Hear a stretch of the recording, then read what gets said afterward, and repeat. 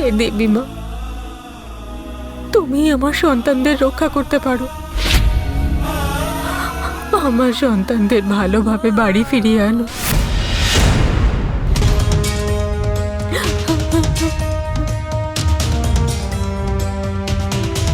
সুগন্ধা, তুমি কাঁদছো কেন? আরে এই তোমার হাতটা পড়লো কি করে?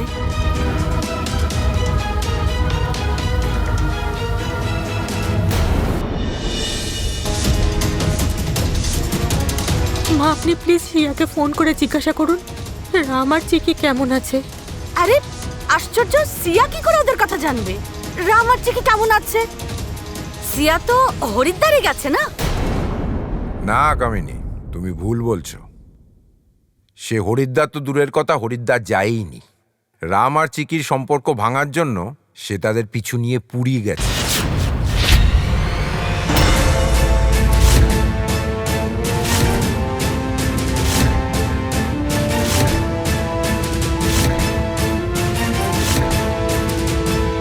তোমার নাতনি সিয়া পুরী গেছে। তোমার নাত বইয়ের ওপর তোমার স্নেহ এত বেড়ে গেছে যে নিজের নাতনিকে দোষ দেওয়ার আগে একবার ভাবছো না? না মা, বাবা ঠিকই বলছেন। হ্যাঁ ঠাকুমা, দাদু সত্যিই বলছে, সিয়ারা পুরীতেই গেছে। আর আমি তখন থেকে বৌদি আর দাদাকে ফোন করছি, কিন্তু কেউ আমার ফোনটা রিসিভ করছে না। প্লিজ ঠাকুমা, আমাদের জন্য একবারটি হলেও সিয়াকে ফোন করে জিজ্ঞেস করো। প্লিজ প্লিজ ঠাকুমা। হ্যাঁ কামিনী, তুমি এক্ষুনি সিয়াকে ফোন করো। আরে তোমরা সবাই না পাগল হয়ে গেছো।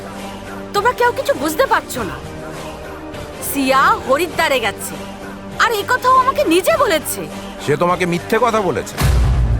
সে হরিদ্বার যায়নি, পুরী গেছে।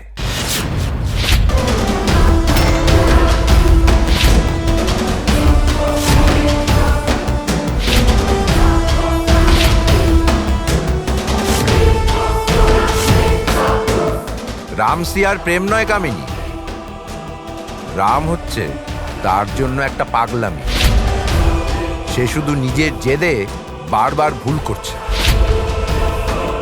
আর তুমি তাকে সমর্থন করছো।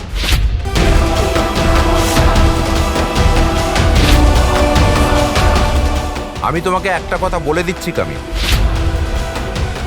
সিয়ার পাগলামির জন্য যদি রাম আর চিকির গায়ে একটুও দাগ পড়ে, তখন আমার চেয়ে খারাপ কেউ হবে না। এ কথাটা যেন তুমি ভুলে না যাও।